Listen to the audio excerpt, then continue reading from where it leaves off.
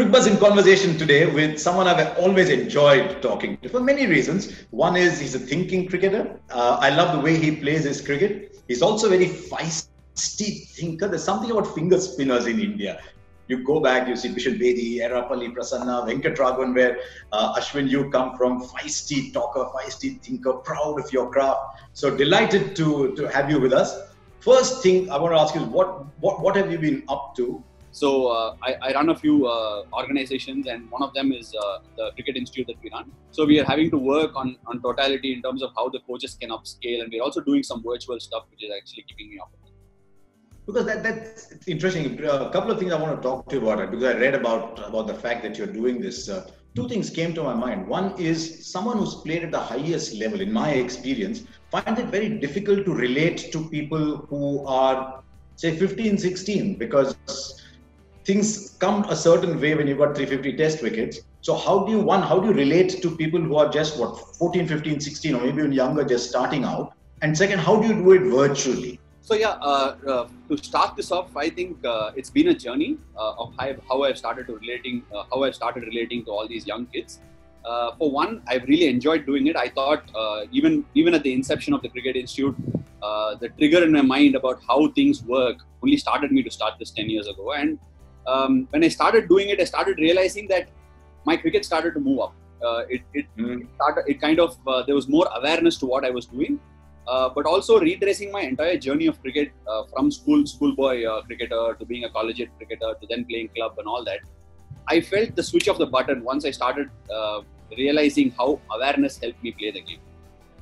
My cricket is all about awareness, about connecting the subconscious mind to the real mind, which is making decisions. Yes, people can find it really out of box when I talk about certain things and talk about how my mind works.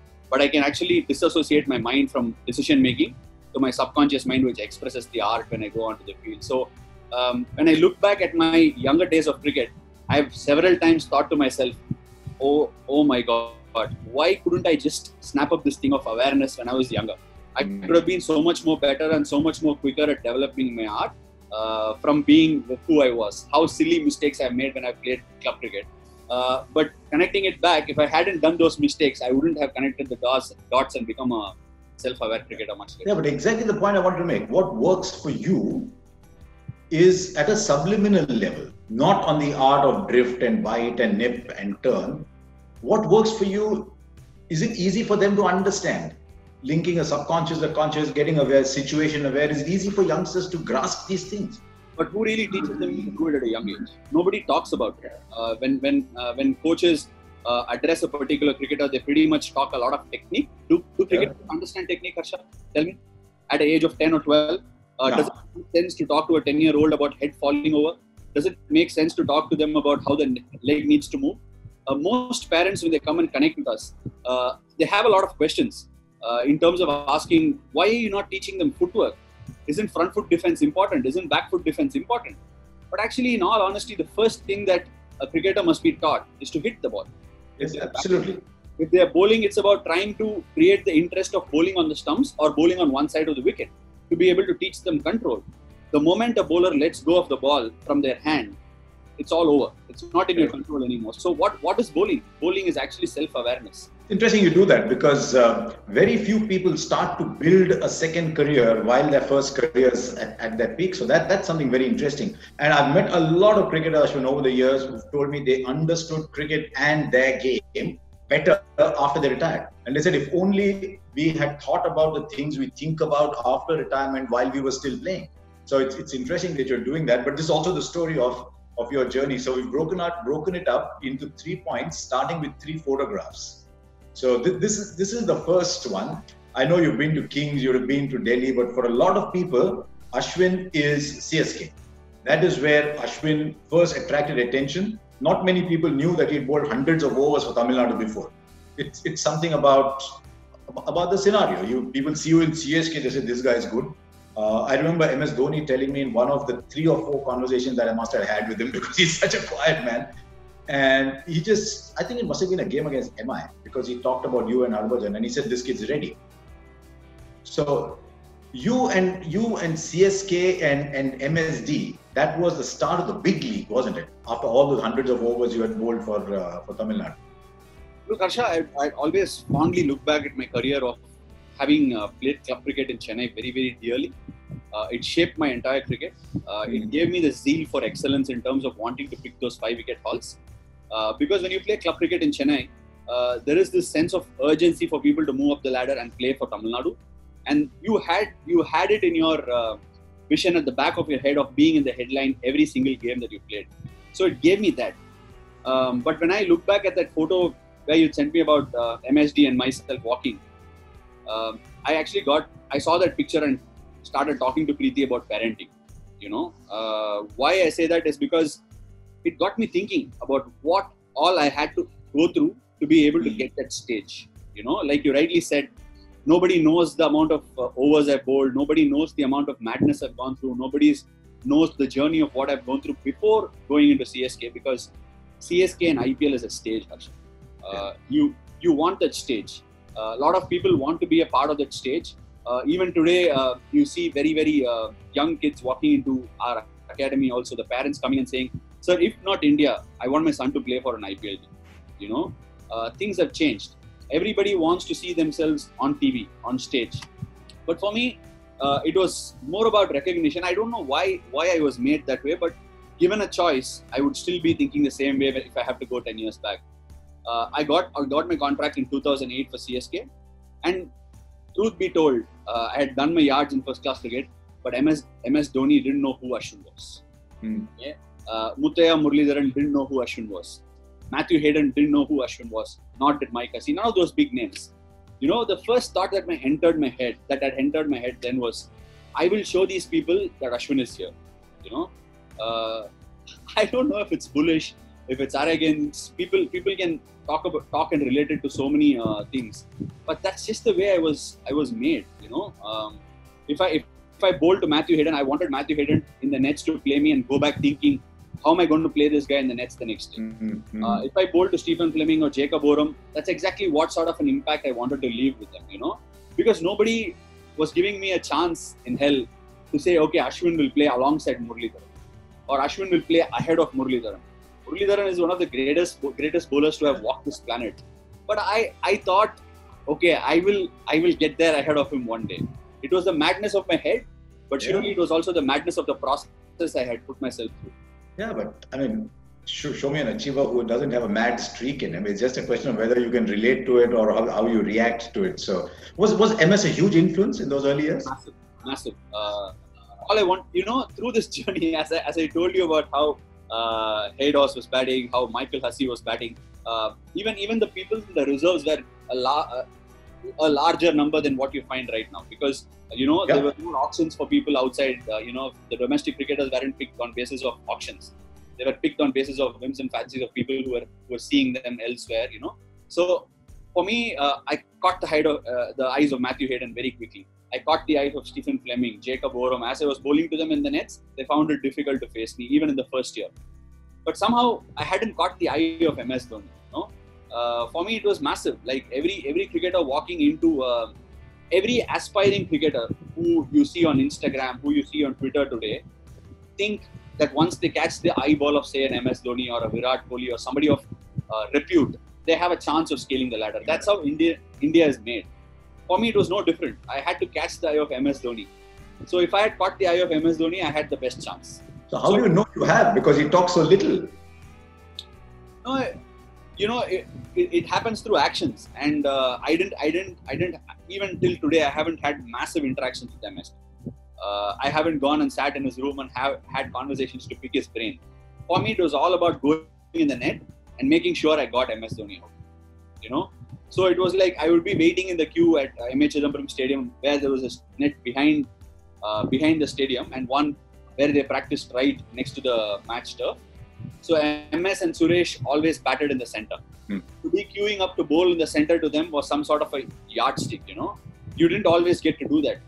But once I did that for the first time, I was bowling alongside Muthaiya Muralidharan, and every time Murali bowled to MS hit the ball long.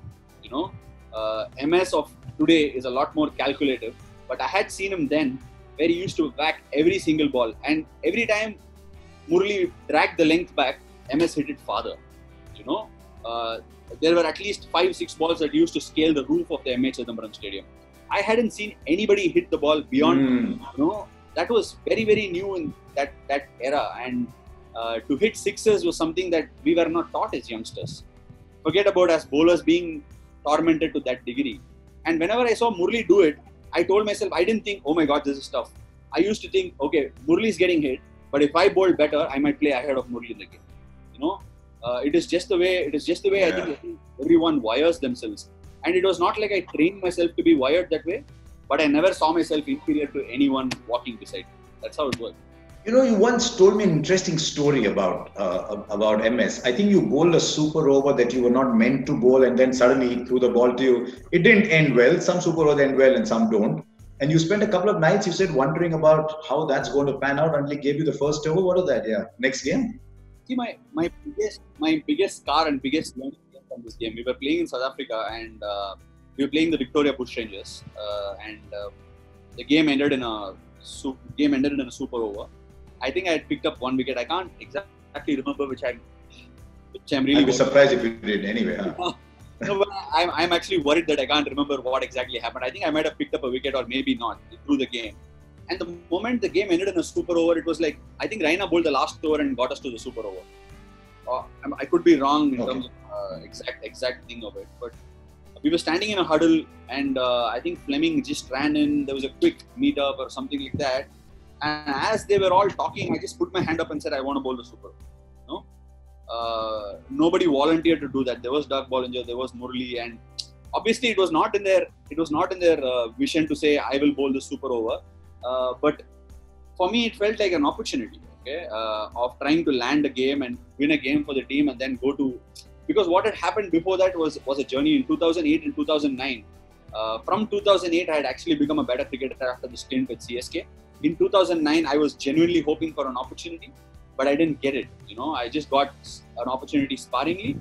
And 2010 IPL, I had been a very, very critical part of CSK winning that campaign. And going into the Champions Trophy, I thought, okay, here is my stage. Here is a super over. I had no idea. I think I must have been really crazy. If I think as a captain even today, to bowl a spinner in the super over is not the greatest of ideas. And somewhere I just put my hand up, knowing nothing about what was going to... and he said yes. And he didn't even think. He just stopped the meeting abruptly, gave the ball to me and went off. And thinking of it as a captain today, for a captain to do something like that to a youngster, I think I came into MS Dhoni's peripheral in 2009, where we played a Challenger Trophy and I got him out and I celebrated, like a crazy young kid. I don't know how it went down with him. I caught him once at sweeper cover in the tournament and then dismissed him in the final. But it was like the biggest possession that I had then. So I came into his vision, and then this happened in 2010 and he gave me the ball. I bowled that over. I succumbed to pressure. David Hussey hit me for a 6. Then I started chasing the over. I started bowling quicker and quicker. Bowled the Yorkers. Didn't execute the Yorkers. And now, if I think back, I just told myself, what the hell have you done? You volunteered to bowl the super over. Yeah. And the man gave you the super over. CSK is a team where you wanted to be a part of, wanted to be in the 11, and you wanted to be this performer, and you basically pushed your team almost out of the tournament now. The next game was against the Warriors, who were the front runners in the table. You had to beat them, and it looked like CSK's Champions Trophy had come to an end. I went to the game and we were warming up. It was a double-header, I'm sure. There was a game that finished in the evening, and I was warming up. And Flem came up and said, Ash, so sorry, I missed something.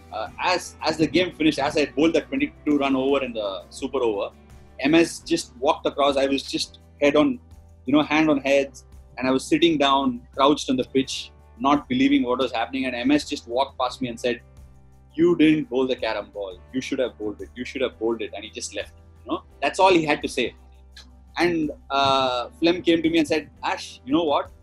You had an absolutely stunning year, and CSK is here, and you are a very, very important cog in the wheel, and you are why we are here today. So I would say, if you get an opportunity, in the opportunity you will be getting tonight, just go out there and enjoy yourself and back yourself to do what you're good at." And I'll tell you something. If I was the captain, I wouldn't have thrown the ball at a youngster who's just done what he did in the last game.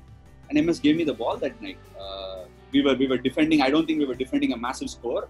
And Davy Jacobs was the man who was hunted for then. He was in form. Yeah. And I think Mumbai Indians picked him at the auction. Correct.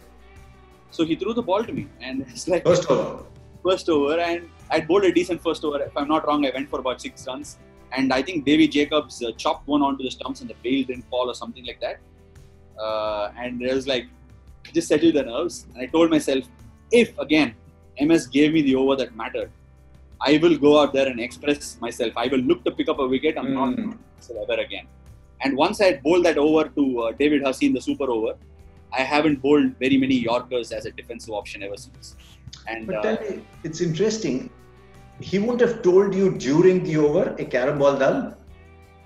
He just backed you to bowl the whole over, because I'm intrigued by MS's captaincy simply because there's been a movie on him, there's been a book on him, but I don't think anybody knows MS. I mean, for me, if someone told me this is the last interview you'll ever do in your life, I would say MS, because I don't think anybody still knows him. Yeah. Oh, it's interesting that you asked me that, because now after that I have been a captain myself. I go to the bowlers. But truth be told, I think he makes his assessment of certain cricketers once he uses them in the team, or even before he gives them an opportunity in the team. And I think his assessment of me would have been that this guy is very independent, and that's the only reason I think he might have not walked down to me and told me that. You know, why was I thinking that I shouldn't bowl the carom ball, and why did I back myself to bowl a Yorker? If I have to unravel my own mind to that, I'm quite intrigued, because I don't know, I must have backed my Yorker more than the carom ball, or I must have not had a lot of options. But one thing that MS always maintained with me through my career, despite a lot of experts talking about it, a lot of ex-cricketers talking about it, about how I try too much, how I'm not keeping it simple, how I don't bowl, whatever. I mean, it's their own misconception or whatever it could be. MS has always maintained that you are exceptionally skillful and you should always keep doing what you're doing. You should treat yourself as someone who can bowl every single ball and have all the options in your arsenal. And whenever I've spoken to him, he's maintained that. And I think he believed that I would probably execute the right ball for that. And that's why he gave me that over. It's interesting you talk so glowingly about MS as captain. You know, for all the cricket you played with MS and this bond with MS, a very, very large number of your test wickets have come with Virat. And they're very different people, aren't they? They're very different people. So how was it playing with Virat? Because what, close to 230, 240, something like that? A lot of your wickets have come playing with Virat. I'll tell you I mean, we've spoken at length about MS. But I'd like to narrate a couple of incidences when it comes to Virat. At the very early stage of Virat's captaincy and my bowling, it was just an extension of what MS had left behind. Virat will give the first option to me. He will be suggestive as a batsman, which I think is great, because a large part of my success came because of how I knew how to hold a bat and how I knew how to score runs, how I used to think as a batsman. Because the moment I started thinking as a batsman, I would ridicule myself as a bowler saying, hey, this guy is expecting you to bowl the ball here. Yes. How the hell can you be so foolish to deliver it then? You know, that's the first train of thought. And when Virat gives you a perspective of a batsman, it gives me the understanding in a depth of detail, but I still have the autonomous nature in me to say, I want this, I don't want this. But there are a couple of incidences which I'd like to point out to you. And I told this recently to Virat even on the tour of New Zealand. There is, as you start playing cricket, there is a little bit of scar that you develop, you know. As a bowler, I'm thinking, if I bowl the good ball, this is where it will go. If I bowl a good ball and if I err on the shorter side, this is where it will go. If I bowl a good ball and if I err on the fuller side, this is where it will go. And if it is a great ball, this is where I will get the wicket. You know, these are the four parameters I'm thinking at the top of my run-up. And Virat is very different in when he gives you certain suggestions. We were on the first away tour of Virat as a captain at Sri Lanka. And I was going through this unbelievable spell at Galle, where whatever I dreamt of was happening, you know. The ball was coming out of my hand. As I was making contact with the floor, it was leaving my hand. It was landing exactly where I wanted. The drift was controlled to the extent about how much I wanted it to drift. The arm ball was falling like a dream. And every time the batsman edged, it was going to a fielder, So during this spell, I think Jahan Mubarak walked to the crease. And there was a point, a cover, an extra cover, a mid-off, a mid-on, and a square leg in place. That makes it 6. Slip, gully, and silly point, which is natural. And Virat picked out the extra man at cover and put him at leg slip. So I said, okay. And then he said, Ash, you should have a short leg also. I said, okay, let's make the leg slip into coming at short leg. No, I think you should also have a short leg. And he removed covers. And he said, you should bowl a carom ball. The covers is open. There are no fielders there. I said, no, Virat, the ball's coming out nicely. Let's challenge it. Spinning also. And he goes like, no, you bowl the ball. You bowl whatever you want to bowl, but there is no covers. I said, Virat, there is no covers for a left-hander. The ball's turning away. There's no covers. And he's like, Ave, chal na dal. Choka gaya to gaya. And I said, okay, what's there? And I went and bowled the ball. And you won't believe, Jahan Mubarak actually, the ball pitched and straightened.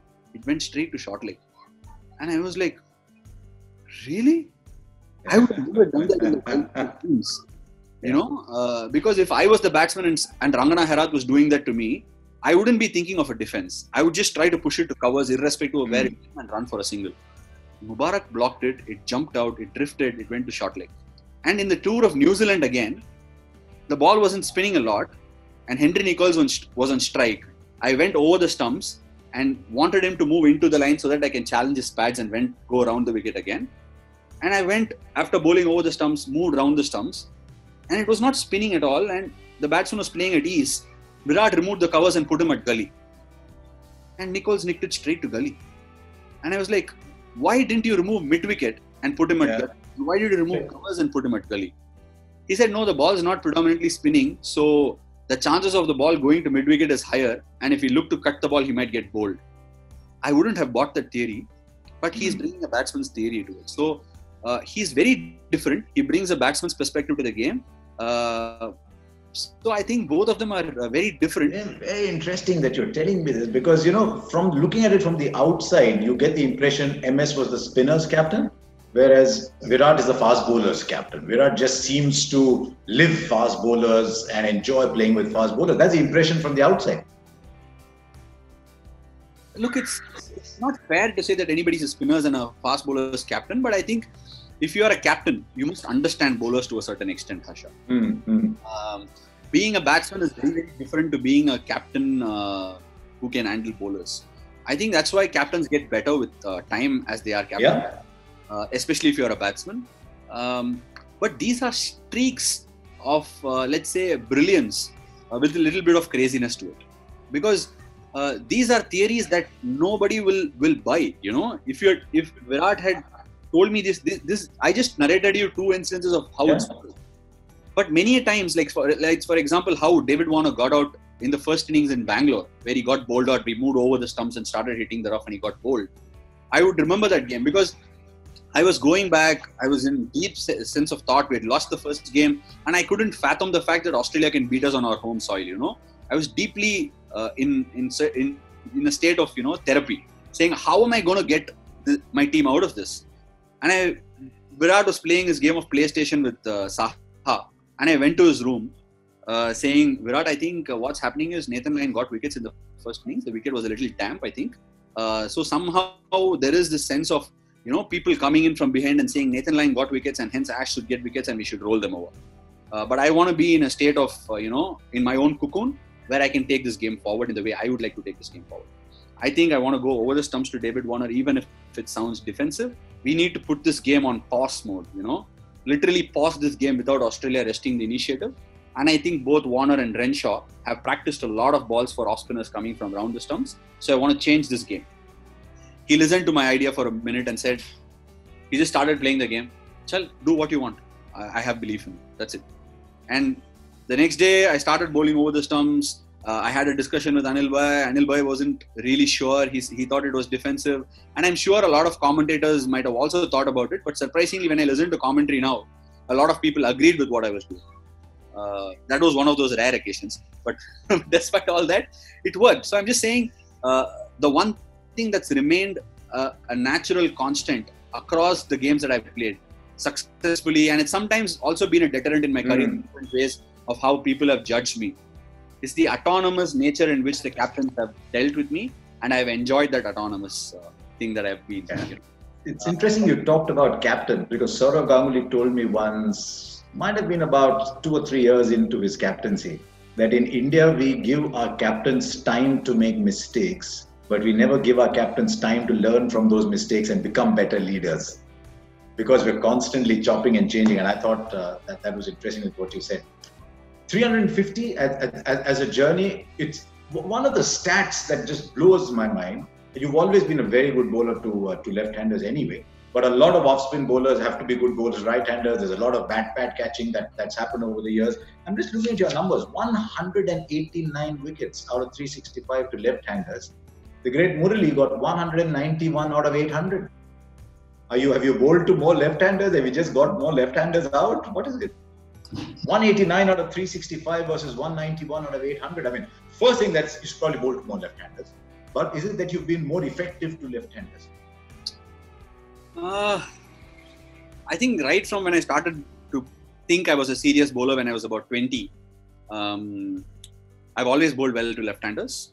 But one statement from a coach that played a role in India's sort of phase transfer, I would say, Duncan Fletcher, changed my dimension to how I looked at the game as a bowler. He told me cricket is all about geometry. That's the one statement he made and left it there. And I think there was a question on Twitter a couple of days ago when I was having a chat from a person saying, has engineering degree put you in good stead? Engineering in itself was a journey for me, but I think understanding angles of where to put fielders and what sort of lines to bowl on which sort of pitches really gives me the edge over some of the others. And I think I understand geometry and the angles that create more. For someone as tall as me, I hit the stump a lot more than I should be hitting the stump. And I keep the pads and the stumps interested. And that's what I think sets me apart. And I realize that. And that's why I say subconscious training helps me. So there are very, very few occasions in a game where I go and I'm lost. I don't know what to do. The batsman's attacked me. It's not like that. I'm so in-tuned into myself. I'm in a deep sense of meditation when I'm bowling that I know I can attach myself to the processes and connect with my processes and bring back my best rhythm and put the game under control. I would talk to you for a couple of hours. I've kept you back longer than I intended to, and you've got things to do. We've just got 2 things before we finish.